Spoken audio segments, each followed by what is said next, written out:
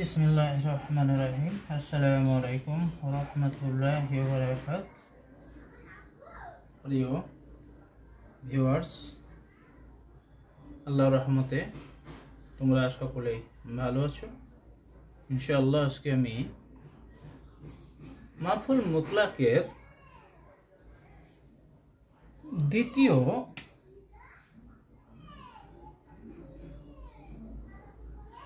অংশ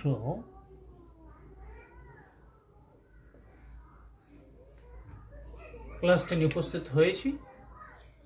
দেখো, মাফুল মুতলাক কত প্রকার ও কি কি। তোমাদের বলি যে তোমরা মাফুলে মুতলাক কাকে বলে এ বিষয়ে আমি তোমাদের ক্লাস দিয়েছি ইনশাআল্লাহ। তোমরা এটা খুব গুরুত্বপূর্ণ একটা ক্লাস দেওয়া হয়েছে, এটা অবশ্যই তোমরা সেটা দেখবে এবং আজকে কত প্রকার সেইটা তোমরা দেখো এবং উদাহরণ দেখো। মাফুলে মুতলাক তিন প্রকার, ছোট ছোট করে লিখে দিচ্ছি যাতে তোমরা পড়তে পারো, বেশি বড় করে দিলে পারবো না। তিন প্রকার যথা এক নম্বর হলো তাগিদ।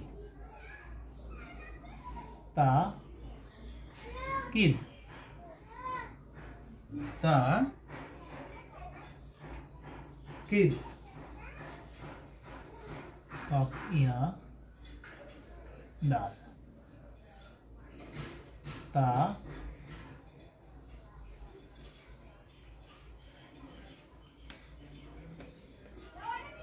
ভালো করে দেখো।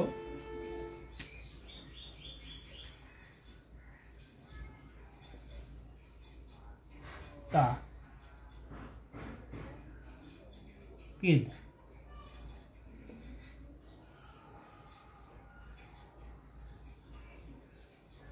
অর্থাৎ দৃঢ়তা।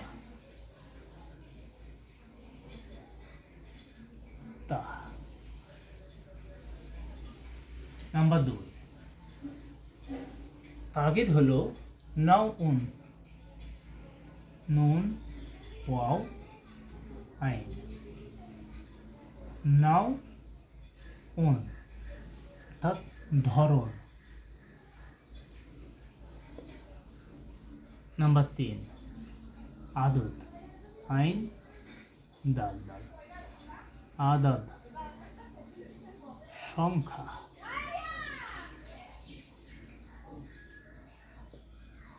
দেখো, এই তিনটে তোমাদের তাগিদ মানে দৃঢ়তা বোঝায়, নাউন ধরন বোঝায় এবং আদদ মানে সংখ্যা বোঝায়।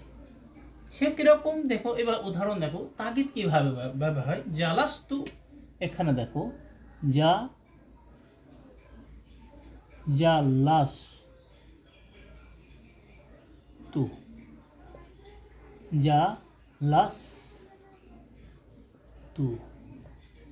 জুলুসান, জুলুসা,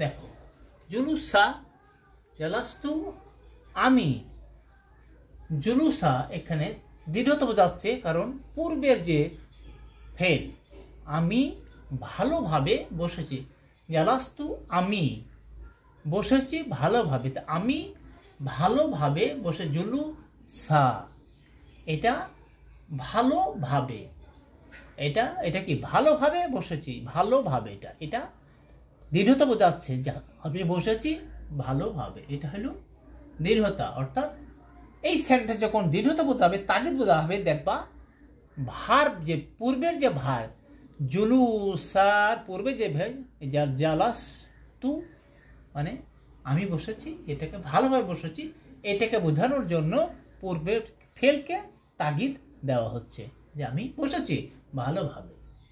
তারপর দেখো ধরন কিভাবে, দেখো জালাস্তু। এবার দেখো এটাও তোমার ভালো করে জেনে নাও।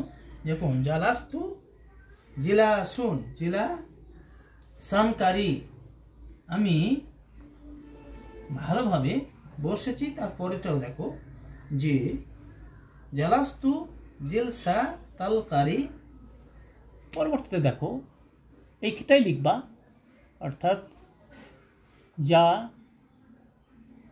লাস তু, যা লাস তু জিলা, জিলা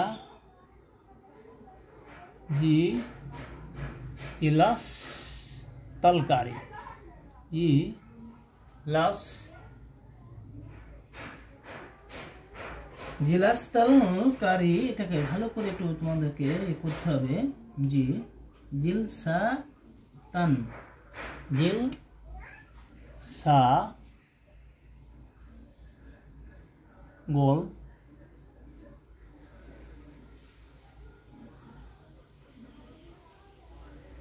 জিল, জিল সা তান ক রি,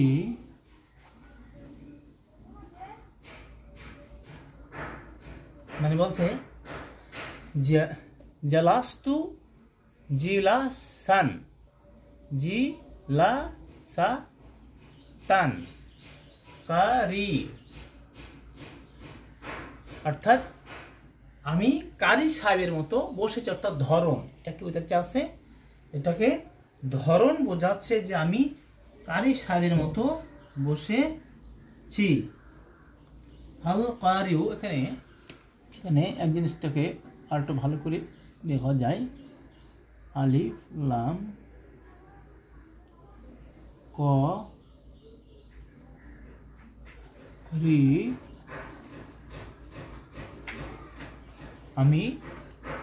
আমি কারি সাহেবের মতো বসেছি, অর্থাৎ মত যে ধরন যেটা বলছে, কিভাবে বসেছে, কারি সাহেব যেভাবে বসেছেন সেইভাবে বসেছে। এই জন্য এটাকে এখানে বুঝতে পারবা যে জিমের যে তোমার জের দিয়ে পড়া হচ্ছে, জিমের এই জেরটা বোঝাতে চাচ্ছে যে কিভাবে বসে, ধরনটাকে বোঝাতে চাচ্ছে। এখানে দেখো পেশ দেওয়া হয়েছে, এখানে জবর দেওয়া হয়েছে, এখানে জের দেওয়া হয়েছে। এই জিমের জের দেওয়ার একটাই উদ্দেশ্য, এই ধরনটা বোঝাচ্ছে, জি বক্তা কিভাবে বসেছে সেই ধরনটা বোঝার জন্য জিমের নিচে জের দেওয়া মান দেওয়া হয়েছে, এবং জের দিলেই বুঝতে হবে এটা ধরন বোঝাচ্ছে। এখন দেখো, তারপর দেখো সংখ্যা, দেখো সংখ্যা দেখো, জালাস্তু, জালাস্তু জালাসাতান, জালাস্তু জালাসাতান, জালাস্তু জালাসাতান। অথবা দেখো যা লাস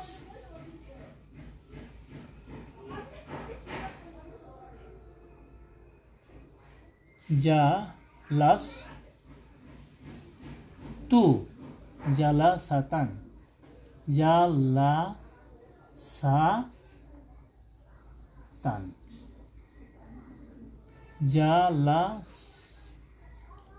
জালাসাতান। এই যে তার উপরে গোলতার উপরে দুই জবর, অর্থাৎ আমি একবার বসেছি, আমি একবার বসেছি, এটা সংখ্যা। এই যে গোলতার উপরে দুই জবর হলে জানতে হবে সেটা এক বচন, একবার বোঝাতে চাচ্ছে। এবং যদি দুই বচন বোঝা হয়, জালাসা তানি বা জালাসা সাতানি, জালাসা আতন বহু বচন হবে। তুমি একবারই এটা মনে রাখবা যে গোলতার উপরে যদি দুই জবর থাকে, তা জানবাটা একবার বোঝানো হয়েছে, যে আমি একবার বসেছি। আশা করি তোমরা এটা থেকে অবশ্যই উপকৃত হবে। তোমরা এটা অবশ্যই ভালো করে মনে রাখবে যে তিন প্রকার, তাগিদ, নাউন আর আদদ। অর্থাৎ বাংলা দৃঢ়তা, তাগিদের অর্থ দৃঢ়তা, নাউনের অর্থ ধরন এবং আদদের অর্থ সংখ্যা। আবার দেখো জালাস্তু জুলুসা, মানে আমি ভালোভাবে বসেছি। জালাস্তু জিলাসা তালকারি, আমি কারি সাহেবের মতো বসেছি। জালাস্তু জালাসা তান, আমি একবার বসেছি।